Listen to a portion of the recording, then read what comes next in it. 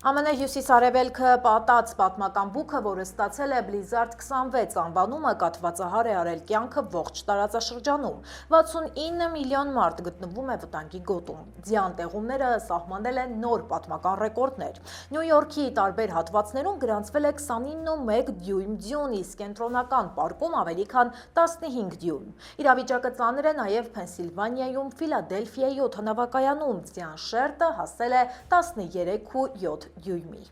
Տրանսպորտային համակարգը լիակատար քաոսի մեջ է, հազարավոր մեքենաներ մնում են ձյան մեջ արգելափակված։ Չեղարկվել է ավելի քան 5300 չվերթ, այդ թվում Նյու Յորքի եւ Բոստոնի օդանավակայաններում թռիչքների մոտ 90%-ը։ Ժամում 84 մղոնի հասնող քամիները հանգեցրել են լայնածավալ հոսանքազրկումների։ Մոտ 240,000 բաժանորդ մնացել է առանց էլեկտրականության, որից 95,000-ը միայն Նյու Ջերսիում։ Բազմաթիվ բնակավայրերում մարդկանց տեղաշարժը սահմանափակվել է վթարներից խուսափելու համար։ Զուգահեռ վտանգավոր գոտիներում շատ դպրոցներ դասերը չեղարկել են։ Մի շարք վայրերում փրկարարական եւ վերականգնողական աշխատանքներին ներգրավվել է նաեւ ազգային գվարդիան։ Իշխանությունները զգուշացնում են, որ վտանգը դեռ չի նահանջել։ Այս թեման մեր ուշադրության կենտրոնում կմնա նաեւ առաջիկայում, ինչեւ այդ համառոտ այն մասին, թե ինչ ենք պատմելու այսօրվա թողարկման ընթացքում։ Մեքսիկայում բախումները շարունակվում են, ինչն է վախեցնում իշխանություններին կարտելի ղեկավարի սպանությունից հետո։ Թեհրանի անակնկալը Թրամփին, ինչ կարժենա ամերիկյան հնարավոր հարված է Իրանին։ Ամերիկյան զորքերի անսպասելի նահանջը Սիրիայից, ինչ է թաքնված փակ դռների հետևում։ FedEx-ը դատի է տվել Թրամփի վարչակազմին, արդյոք վճարված մաքսատուրքերը ետ կպահանջեն նաև մյուս հսկաները։ Դաշնակահարի թակարդը 13-ամյա աղջկա համար FBI-ը կանխել է ողբերգությունը։ Եռակի ցմահ դատապարտված սերիական մանկապիղծը ազատ կարձակվի բանտից։ Մահացու վրայերթ Վաննայսում արյուն եւ քաոս, Տեսլան մխրճվել է ամբոխի մեջ, հնչել են կրակոցներ։ Միլիոնատերերի ակումբը Կալիֆոռնիայի որ շրջանում է, որ տները ոսկու գին ունեն։ Եվ վերջապես, ռոբոտների ապստամբությունը ինքնակառավարվող առաքիչը քանդել է այգին ու փախել, տանելով ցանկապատը։ Թողարկման երկրորդ մասում պատմելու ենք ԱՄՆ-ի եղանակային անոմալիաների մասին։ Ռեկորդային ցածր ու մահացու բարձր ջերմաստիճաններ, տարիներ տևած երաշտ ու մի քանի տարվա անձրև մեկ օրում։ Այս մասին մի փոքր ուշ։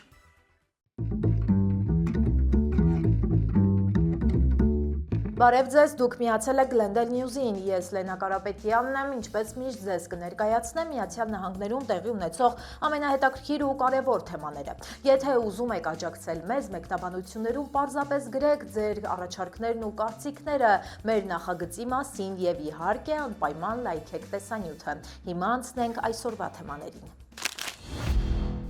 Մեքսիկայի անվտանգության նախարարությունը հայտնել է, որ կարտելի ղեկավար El Menchoյի սպանությունից հետո արյունալի բախումներ են սկսվել։ Հատուկ ջոկատայինների գործողության եւ դրան հաջորդած բռնությունների հետևանքով ընդհանուր առմամբ զոհվել է առնվազն 73 մարդ։ Նրանց թվում են ազգային գվարդիայի 25 զինծառայող, ինչպես նաեւ կարտելի անդամներ ու քաղաքացիական անձինք։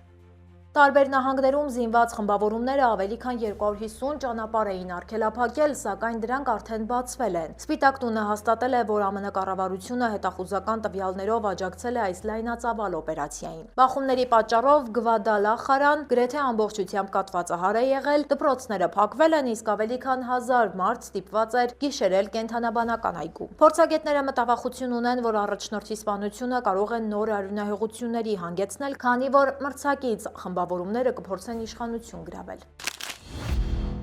Քանի դեռ մեր լսարանը մեծանում է եւ միավորում ամերիկահայությանը, ցանկանում եմ տեղեկացնել, որ ձեր բաժանորդագրությունը շնորհակալություն հայտնելու լավագույն միջոցն է, իսկ այժմ Թեհրան-Վաշինգտոն դիմակայության մասին։ Իրանի վրա Միացյալ Նահանգների նոր հարձակումը կարող է հանգեցնել լայնամասշտաբ պատասխան գործողությունների, վտանգելով ամերիկյան կյանքեր եւ Պարսից ծոցի նավթարդյունաբերությունը։ Իրանն ունի հրթիռների եւ անօդաչուների հզոր զինանոց, ըստ վերլուծաբանների, գոյաբանական վտանգի դեպքում Թեհրանի արձագանքը կլինի անհամաչափ։ ԱՄՆ բանակի պաշտոնաթող գեներալներից մեկը նշում է, այս անգամ կարող է տարբերվել նրանով, որ նրանք կփորձեն տարածաշրջանային բնույթ տալ սրան միայն Իսրայելին կամ ամերիկյան բազաներին հարվածելու փոխարեն։ Միջին Արևելքում տեղակայված ավելի քան 35,000 ամերիկացի զինծառայողներ վտանգի տակ կհայտնվեն։ Ի պատասխան սպառնալիքի ամերիկյան կողմը տարածաշրջանում ուժեղացնում է հակաօդային պաշտպանությունը։ Իսլամական հեղափոխության պահապանների կորպուսի ներկայացուցիչները զգուշացրել են, որ Թեհրանը կթիրախավորի կենտրոնական հրամանատարության բազաները։ Փորձագետները չեն բացառում նաև ահաբեկչական հարձակումների ռիսկն աշխարհով մեկ։ Ամերիկյան զինուժը լքում է Սիրիայի հյուսիսարևելյան առանցքային քասրակ ռազմաբազան, տեղափոխվելով Իրաքի կիսաինքնավար քրդական շրջան։ Լրատվամիջոցները տեղում նկատել են զինտեխնիկա տեղափոխող տասնյակ բեռնատարների հսկայական շարասյուն, որն ուղղաթիռների ուղեկցությամբ շարժվում է դեպի Իրաքի սահման։ ԱՄՆ կենտրոնական հրամանատարությունը եւ տարածքը վերահսկող Սիրիայի դեմոկրատական ուժերը չեն արձագանքել այս ամենին, ընդ որում այս ամիս արդեն դատարկվել է նաեւ Al-Tanf բազան։ Ամերիկացիների գլխավոր առաքելությունը այստեղ իսլամական պետություն խմբավորման վերածնունդը կանխելն է։ Վերջերս նրանք 5700 մեղադրյալ զինյալի տեղափոխել են Իրաք դատելու նպատակով։ Թրամփից դժգոհ են ոչ միայն օրենսդիրները, այլև գործարարները։ FedEx բեռնափոխադրող ընկերությունը դատական հայց է ներկայացրել Թրամփի վարչակազմի դեմ, պահանջելով ամբողջությամբ վերադարձնել կառավարության վճարված մաքսատուրքերը։ Սա տեղի ունեցավ անմիջապես այն բանից հետո, երբ Գերագույն դատարանը վճռեց, որ նախագահը գերազանցել է իր լիազորությունները տուրքեր սահմանելու համար։ Իրավիճակը ծանր է եղել ոչ միայն ընկերության, այլ նրա հաճախորդների համար։ Հաճախորդի տեսանկյունից սա շատ սթրեսային ժամանակաշրջան էր, նշել է ընկերության ներկայացուցիչը։ FedEx-ը միակը չէ, Costco-ն, Revlon-ը եւ բազմաթիվ այլ ընկերություններ եւս դատական հայցեր են ներկայացրել։ Սպիտակ տունը դեռևս չի մեկնաբանել ստեղծված իրավիճակը, սակայն ակնհայտ է, որ այս քայլը կարող է նախադեպ դառնալ խոշոր կորպորացիաների համար։ Տեղափոխվենք Կալիֆոռնիա, որտեղ իրավապահները փրկել են 13-ամյա աղջնակի կյանքը, նա առցանց ծանոթության զոհ էր դարձել։ 18-ամյա երիտասարդը, որը ժամանել էր Փենսիլվանիա 3 ամիս շարունակ, մշակել էր երեխային, դրդելով սեռական բնույթի նկարներ ուղարկել եւ ինքնավնասում կատարել։ Դաշնակահար կեղծանունով հանդես եկող երիտասարդը իր զոհին գտել էր Discord հարթակի հոգեկան խնդիրներ ունեցողների խմբում։ Երիտասարդը Ֆիլադելֆիայից Լոս Անջելես էր հասել նպատակ ունենալով սեռական հարաբերություններ ունենալ եւ դանակով խեղել անչափահասին։ Կասկածյալը կապված է նիհիլիստական բռնի ծայրահեղականության գաղափարախոսության հետ։ Աղջիկը պատմել է, որ երիտասարդը դանակով վնասվածքներ է հասցրել իրեն։ Իրավապահները ահազանգում են, որ սա կազմակերպված ահաբեկչական խմբավորում չէ, ինչը դժվարեցնում է պայքարը, սակայն Կալիֆոռնիայի ոստիկանության եւ դաշնային գործակալների արագ արձագանքման շնորհիվ հնարավոր եղավ խուսափել բացառագույնից։ Երիտասարդ ծայրահեղականը կանգնելու է դատարանի առաջ։ Իրավապահները ծնողներին կոչ են անում զգոն լինել։ Հարավային Կալիֆոռնիայի բանտում իր պատիժը կրող սերիական մանկապիղծի վաղաժամկետ ազատ արձակման շոկային որոշումը համատարած զայրույթ է առաջացրել հասարակության շրջանում։ Ֆանստոնը 1999 թվականին դատապարտվել էր Սակրամենտոյում մարդկանց առևանգման եւ մանկապղծության 16 դրվագով։ 1995-96 թվականներին նա քաղցրավենիքի եւ խաղալիքների միջոցով գայթակղել եւ իր մեքենա էր տարել 4-ից 7 տարեկան երեխաների։ Ներկայումս Չինոյի տղամարդկանց կալիֆոռնիական հաստատությունում պահվող 64-ամյա հանցագործն ազատ կարձակվի տարեցների վաղաժամկետ ազատման հատուկ ծրագրով։ Նա ստացել էր ցմահ ազատազրկման 3 առանձին ժամկետ, գումարած եւս 20 տարի, այն հստակ ակնկալիքով, որ երբեք դուրս չի գա եւ կմահանա բանտում։ Սակրամենտոյի շրջանի նախկին դատախազը նամակ է հղել Կալիֆոռնիայի ուղիղ եւ վերականգնողական դեպարտամենտ։ Նա պահանջում է հանցագործին ստուգել հատուկ ծրագրով, ինչը թույլ կտա նրան տեղափոխել պետական հիվանդանոց որպես հանրային վտանգ։ Ազատման հստակ օր դեռ հայտնի չէ։ Լոս Անջելեսի ոստիկանության բաժանմունքը հետաքննություն է իրականացնում Վաննայսում գրանցված մահացու ելքով վրայերթի առնչությամբ։ Բալբոա պողոտայի եւ Քեսվիկ փողոցի հատման վայրում տեղի ունեցած վթարի հետևանքով հետիոտն է մահացել։ Տուժածի մահն արձանագրվել է տեղում, դեպքի վայրում կանգնած է եղել կարմիր Chevrolet մակնիշի ամենագնացը, որի դիմային հատվածը բախման հետևանքով ակնհայտ վնասված է եղել։ Քննիչները հստակեցրել են, որ տեղի ունեցածը չի որակվում որպես վրաերթ եւ դեպքի վայրից փախուստ, քանի որ մեքենայի վարորդը ցուցաբերելով պատասխանատվություն չի հեռացել տարածքից։ Անվտանգության նկատառումներից ելնելով այդ հատվածում երթևեկությունը ժամանակավորապես դադարեցվել է։ Տրանսպորտային հոսքերը ժամանակավորապես ուղղորդվել են շրջանցիկ հարակից փողոցներով։ Redlands-ի բարերից մեկում ծագած վիճաբանությունը սարսափելի ողբերգության է վերածվել։ Կասկածյալը Tesla մակնիշի մեքենայով դիտավորյալ մխրճվել է մարդկանց ամբոխի մեջ։ Միջադեպը տեղի է ունեցել Redlands Underground ռեստորանի դիմաց, ինչի հետևանքով 4 մարդ ծանր վնասվածքներով տեղափոխվել է հիվանդանոց։ Հարվածից հետո վարորդը կորցրել է կառավարումը, բախվել մայթեզրին, ապա արագ հեռացել, թողնելով մեքենայից հոսող հեղուկի հետքեր։ Վրաերթին զուգահեռ անհայտ անձը կրակոց է արձակել, վնասելով հարակից օբյեկտների ապակիները։ Բարեբախտաբար հրազենային վիրավորումներ չեն գրանցվել։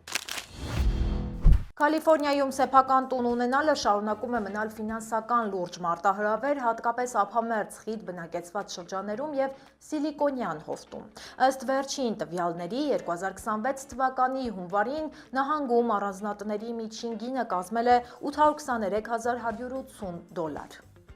Այսպես կոչված միլիոնատերերի ակումբում այժմ ընդգրկված է 11 վարչաշրջան, որտեղ տների միջին գինը գերազանցում է $1 միլիոն։ Անվերապահ առաջատարը Սան Մատեոն է $2 միլիոն ռեկորդային ցուցանիշով, որին հաջորդում է Սանտա Կլարան եւ Սան Ֆրանցիսկոն։ Մեծ պահանջարկ վայելող Օրինջ եւ Սան Դիեգո շրջանները նույնպես ցանկարժեքների առաջին տասնյակում են, համապատասխանաբար $1.4 միլիոն եւ $1.05 միլիոն գներով։ Հայաշատ մյուս կենտրոններում պատկերը փոքր-ինչ այլ է։ Լոս Անջելեսի շրջանը ցուցակում 15-րդն է $879,720 միջին գնով, իսկ նահանգի մայրաքաղաք Սակրամենտոն 25-րդն է $540,000։ Պատմական հայկական համայնք ունեցող Ֆրեզնոն շատ ավելի մատչելի է եւ զբաղեցնում է 37-րդ հորիզոնականը մոտ $430,000։ Ամենամատչելի տները հեռավոր հյուսիսային շրջաններում են, օրինակ Լասենում տուն կարելի է գնել ընդամենը $255,000։ Թռչնադիտարկումը պարզապես հաճելի ժամանց չէ, այլ լուրջ զբաղմունք, որը կարող է փոխել մարդու ուղեղի կառուցվածքն ու գործառույթը։ Գիտնականների նոր ուսումնասիրությունը ցույց է տվել, որ փորձառու դիտորդների մոտ ուղեղի ուշադրության եւ ընկալման հետ կապված հատվածներն ավելի խիտ հյուսվածքներ ունեն, քան սկսնակների մոտ։ Ըստ ուսումնասիրության արդյունքների ուղեղի խտությունը մեծացել է այն հատվածներում, որոնք պատասխանատու են աշխատանքային հիշողության եւ տարածական գիտակցության համար։ Այս բացահայտումները հուսադրող են հատկապես տարեցների համար, քանի որ կառուցվածքային տարբերությունները պահպանվում են անկախ տարիքից։ Սակայն գիտնականները դեռ քննարկում են, արդյոք թռչնադիտարկումն է փոխում ուղեղը, թե հատուկ ունակություններով մարդիկ են հակվում դեպի այն։ Ուսումնասիրողները չեն բացառում, որ ուղեղի երիտասարդացմանը նպաստում է նաեւ բնության գրկում լինելն ու քայլելը, ինչը թռչնադիտարկմամբ զբաղվողների համար անխուսափելի է։ Այժմ եկեք տեղափոխվենք մեր Facebook-յան էջ, որտեղ ամեն օր հրապարակում ենք վերջին թարմնորությունները։ Լոս Անջելեսի East Hollywood-ի բնակչուհին դարձել է սննդի առաքմամբ զբաղվող Կոկո ռոբոտի հերթական զոհը։ Սարքն արմատախիլ է արել նրա այգու բույսերն ու խճճվել ցանկապատի մեջ։ Տանտիրուհին աղմուկը լսելով դուրս է եկել ու տեսել, թե ինչպես է ռոբոտը քանդել իր այգին, ապա հեռացել իր հետևից քարշ տալով ցանկապատը։ Ռիլը փորձել է կանգնեցնել փախչող սարքին, ռոբոտը սակայն չի դանդաղել ու շարունակել է քարշ տալ ցանկապատն ու արմավենու ճյուղերը հարվածելով կայանված մեքենաներին։ Սա վարդագույն ռոբոտների հետ կապված առաջին տարօրինակ դեպքը չէ։ Հերթական տուժողին խոստացել են փոխհատուցել հասցված վնասը, վստահեցնելով, որ միջոցներ կձեռնարկվեն նման դեպքերը բացառելու համար։